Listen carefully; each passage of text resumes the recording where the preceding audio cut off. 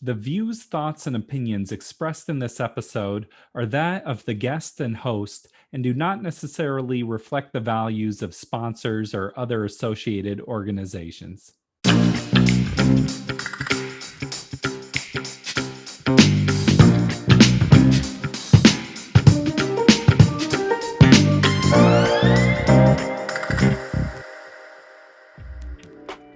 Welcome to the Parental Compass by Family Education and Support Services. I am your host, Bobby Williams. Please subscribe to the show because we have now 100 episodes. That's right, this is the 100th episode of the Parental Compass, a huge milestone for the show and for me personally. I want to thank everyone at Family Education and Support Services for making this such an incredible project and for the awesome opportunity to do this. We're flipping things up on the show a little bit. I'm going to be the guest. And I'm going to be talking about my day job, which is my work as the executive director of the Bridge Music Project. We're also going to be talking about how do you get your children engaged in their passions, in doing activities that they care about. I obviously can't just interview myself, and so I brought a guest host in, Nathan Hodge, aka Shao Sosa of Razor Tongue Radio. I've always been a fan of Nathan as a radio host, and he did an incredible job with this one. So I hope you learned something from this. Thank you for being with us for the past 100 episodes, and hopefully here's to 100 more. Well, like I had the Beehive back in the day, Yes. did that with Free Radio Olympia. And Yes. so when the pandemic hit, I started doing the Beehive again in podcast form. Mhm. And we just interview like minor celebrities or whoever's willing to talk to me. Sure. I talked to the original Zordon from Power Rangers, Okay. Cupid, who wrote Cupid Shuffle, different politicians. And so I made this show. And then at the same time, Family Education and Support Services, they do parenting classes, and they weren't getting much engagement in Zoom classes. And so they were sort of like, how can we get information out there that's more accessible and digestible to people? And I'm in the social service community through the bridge and through everything I do. So they were aware of the show and just decided to join forces with me. And so here we are 100 episodes later. Yeah, that's wow. That's magnificent. 100 episodes is, it seems just like a great number. And I don't think sometimes people understand like the level of work to get to that level. But 100 episodes is a great milestone, and so congrats on that. I was Thank wondering you. though, for people that aren't familiar, if you can give us a rundown on the Bridge program and how long you've been active with that, and what work the Bridge is doing for the local communities and communities beyond. The origins of the bridge are that I've always been like a rapper and performer. And when I started getting into the working professional world, I started working with youth in foster care. And just on an informal level, started teaching a little bit about songwriting and like, here's how you make a beat, here's how you put lyrics on top of it. And what I found from the youth I was working with is that they were taking this as an opportunity to write about their experience and share what they were going through and process and hopefully heal. And so that's when I realized, like, oh, this could be a bigger project than just working with a few kids. So for the first 3 years, we were part of a larger social service agency called Community Youth Services. I was still doing the foster care, but we started doing songwriting workshops for youth. And then about 4 years ago, we became our own nonprofit. And so, what we do is we host songwriting workshops throughout the community where kids work together to collaborate and write original songs. They record with professional audio engineers and give public performances of their original music. And we do this at group homes, we do it at detention centers, prisons, as part of diversion programs at middle schools. We're kind of all over the place doing this. Wow. So yeah, and you guys have been at it for a while now. For how many years now? 8, 9 years, a long time. Yeah. Wow, almost a decade. Hmm. That's amazing, man. And so I'm wondering. I mean, I know you've been a music artist for a long time. That's how we met. And but working with these children, it's something you're obviously very passionate about. So I'm wondering, like, what role music had for you as a young person, and what things and might have pushed you into working with these children like you are today, in that background. Yeah, totally. Well, for me, I felt like growing up, I was a little bit of a blah kid. Like, I was interested in drawing and, different special interest, but I wasn't like part of a soccer team or, Sure. did a lot of group activities. And so, what music was for me was a way to express myself, a way to kind of feel cool about myself and have some sense of purpose of like I am an artist. So I just started writing songs, and then during high school I was able to travel and perform and do a bunch of shows and make my own merch. And for me, it gave me so many things. It gave me a community, like I said, kind of a sense of purpose, a way to feel good about myself. Like it was a big part of my identity. Like I was, Bobby or Double B, the rap artist, and that just meant so much to me when I was young.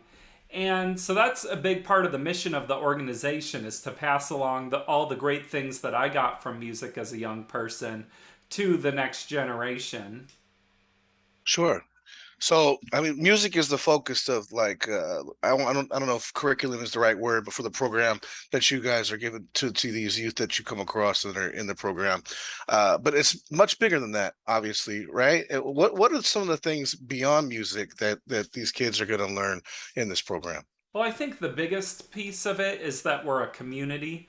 Like a big part of why it works is because we're setting the tone of this is a accepting, supportive environment for everyone here. So that's like the foundation of it is we're all encouraging of each other. Like no one's a hater in this environment. And but I think what they get from it is like it works because it's a fun program, but it's a lot more than just being fun. Like you learn things about how do you follow through on a project when it's difficult? How do you have the confidence to share your words and share your story and perform in front of an audience? It's all very collaboration oriented, so it's like how do you work with other people and hear out their ideas and contribute your ideas. And so another huge piece of it is connecting with positive adults. Like a lot of youth in the program may not have a ton of positive adults in their lives, so this is a chance to learn from adult role models. So I think those are the real values and lessons of the program. Like we're helping you to develop as a musician, but also to develop as a person. Wow, man, it's heavy. It's really Yeah. really cool. So I'm sure you deal with kids from all kinds of different demographics. It sounds like a lot of at-risk youth and troubled youth.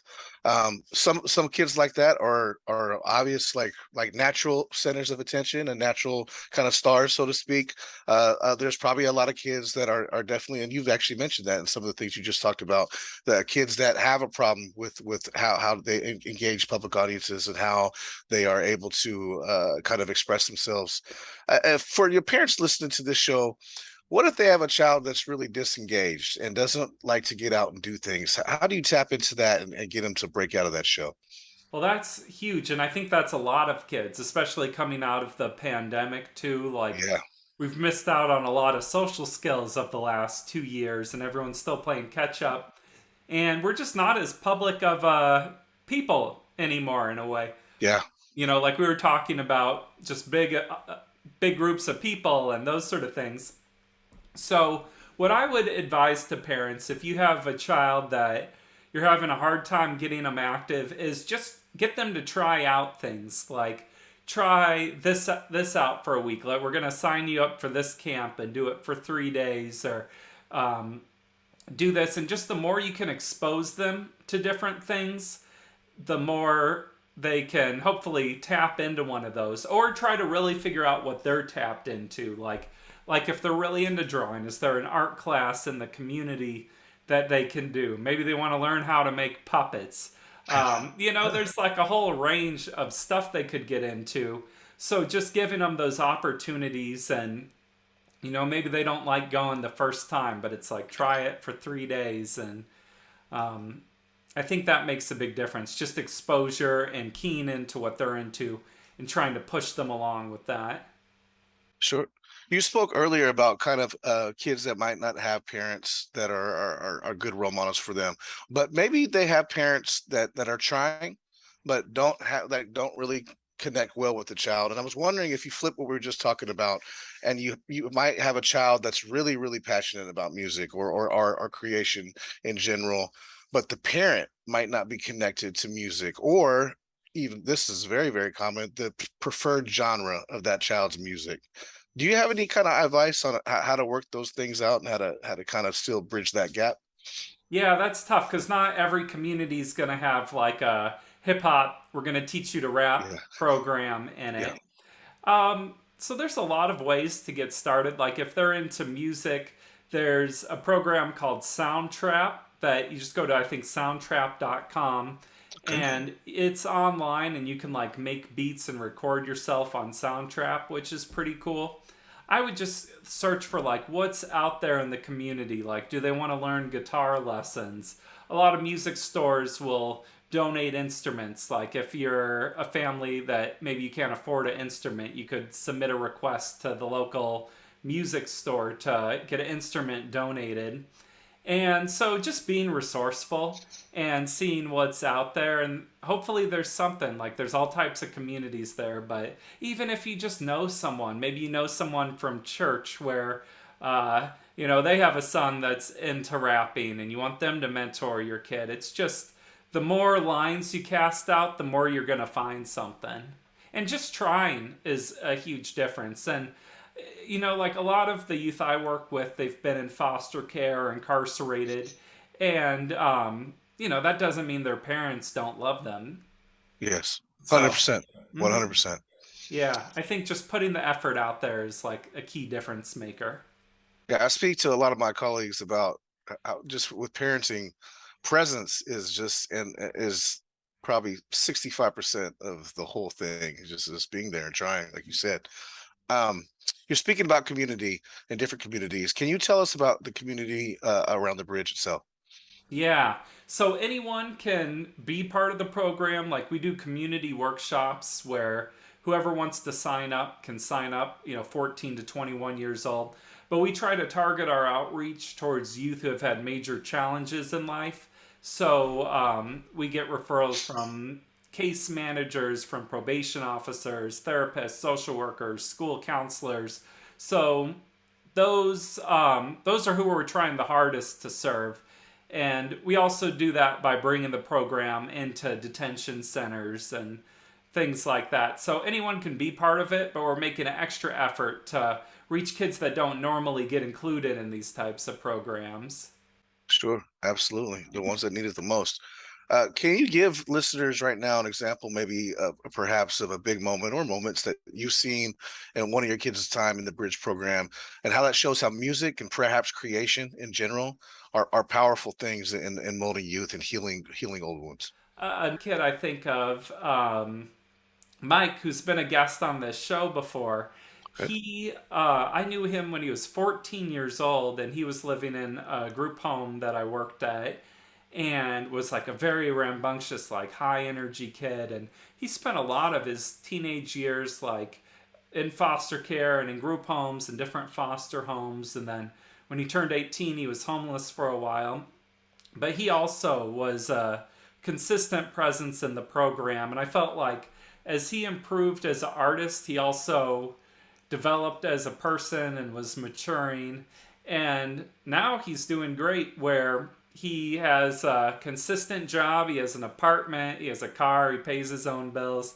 And he's actually come back to be a mentor with us. And this summer, he's been doing workshops at the group home where I first met him at. So he's actually helping lead our workshops there. And so, even if it's like everyone's not becoming a total rap star, I Yeah. think just having a community and something that you care about and something that makes you feel good and feel good about yourself, like that makes a big difference too. Yeah, absolutely. And it must to you as well. Like when you see that all the investment that you've put in is starting to come full circle and you have these people that have benefited from this program now giving back to it. That's got to be a beautiful thing. Yeah, and it's like I see kids all the time. Like kids will approach me on the streets, and Yeah. I've done it for so many years now that it's like a lot of them are growing up and they're young adults now. So it's cool. Wow. It definitely is like of all the jobs you could have, it's a pretty rewarding one. Yeah, I bet, man. It's just a beautiful thing. Where can people learn more about this program and then other places that you've come across that could help in their journeys as parents and molding their kids? Well, so we're the Bridge Music Project. We're on social media. If you just look up the Bridge Music Project on Instagram and Facebook, or go to bridgemusicproject.org. That's where you can find our website. If you're in other communities, I would just start Googling like certain phrases, youth rock music program, instrument donation program. Like I was saying earlier, the more you can just be resourceful and search things out, the better. And hopefully your community has something like that. And even if it's not music, if it's something else, just looking around, you'd be surprised with all the things you can find and the opportunities that are out there. Also, I would say if there's a program, but maybe it costs money, send them an email and see if they would give your child a scholarship. Like if you write them and say you want to do it, that carries a lot of weight. Like I think the difference maker is just taking the effort to reach out a lot of the time. Definitely. And for that case, is there a cost to your guys' program? No, we're free for anyone who wants to participate. Wow, that's amazing, man. So cool.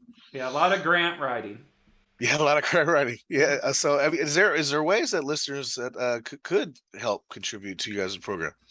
Yeah, I mean, if you go to bridgemusicproject.org, there's a donate tab there. So definitely like financial donations. If you're in the Olympia or Tacoma area, we always need music mentors and volunteers. So you can fill out an application at our website too. And we'd love to connect with anyone who's interested. Also, there's more like, different ways everyone can connect. Like if you want to throw a bingo night for us, or, there's just offbeat ways to get involved too. So cool, man. There you have it. A lot of ways to give back. Um, well, Bobby, man, I always love talking with you. Every time we have talk, we always talk about the coolest things. And I just been watching you from afar and this work that you've been doing for some time now. I can't believe it's been that long already. It flies by as we get older, but that's Yeah, we it's go back at least 10 years plus now. That's we weird to do. think about. Yeah, Yeah. we definitely do. You were right when I dropped my last album, my last solo album, and that was in 2011. So there we have it, 11 years at least. Yeah. Well, thank you for just taking the time to be here to celebrate the 100th episode with me. Yeah. And I just knew your radio skills would be the perfect fit. So just thanks for taking the time. Yeah, absolutely, man. Anytime. Ciao Sosa. Thank you so much for filling in on the host role today. 100 episodes. It means so much that you've been listening, that you've been a consistent part of this community we're building around the show. So thank you for sticking with us. Thank you to Family Education and Support Services. My name is Bobby Williams. We'll see you at episode 101. Peace.